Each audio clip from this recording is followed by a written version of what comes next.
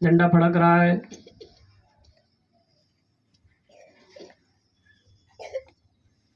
हजरात और प्यारे बच्चों को मुबारकबाद देता हूँ।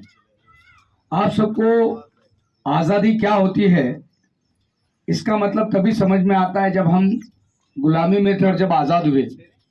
याद रखिए, इस मुल्क को आज़ाद करने के लिए एक लंबी लड़ाई हमें मिली है। अब आप बच्चों के जहन में ये दिमाग में आता होगा कि हम आज़ाद हुए मतलब क्या हुआ, आज़ादी कहाँ है, क्या है आज़ादी और किससे आज़ादी मिली और इसका क्या मतलब था। तो उतनी बात मैं आप लोगों से बताता हूँ। जैसा कि आप जानते हैं कि आज से 75 साल पहले करीब करीब 150 साल ब्रिटिश इंडिया नाम की एक कंपनी ने, जो अंग्रेज थे, इन्होंने हमारे मुल्क पर आकर कब्जा कर लिया।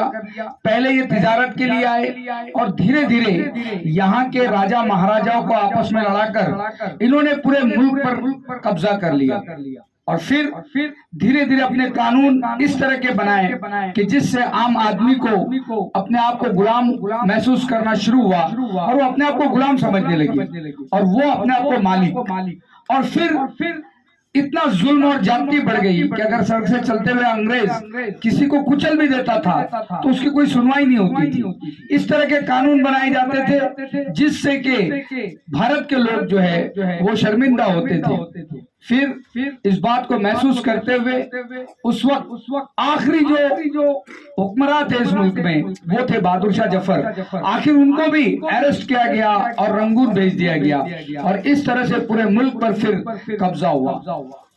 टीपू सुल्तान रहमतुल्लाह से लेकर बहादुर शाह जफर से लेकर तो तमाम ऐसे राजा महाराजा भी उस वक्त अंग्रेजों के खिलाफ लड़े। और फिर हम देखते हैं कि उसके बाद एक सिलसिला अंग्रेजों से लड़ने का हर गांव हर शहर में शुरू हुआ और फिर 150 साल की तवील लड़ाई के बाद ये मुल्क आसान हुआ, आजाद हुआ।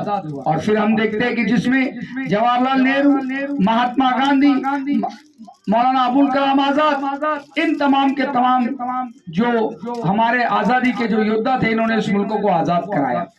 कई साल जेलों में रहे। आप लोगों को ये जानकर खुशी होगी कि ये आजादी हमें कोई आज मिल गई या अंग्रेजों को हमने कहा कि भाई चले जाओ और चले गए, ऐसा नहीं हुआ। बल्कि हमारे जो कौम के लीडरान थे, कईयों को फांसी दी गई, कईयों को जिंदा जलाया गया और कईयों को तो यहाँ पर कई साल तक जेलों में रखा गया।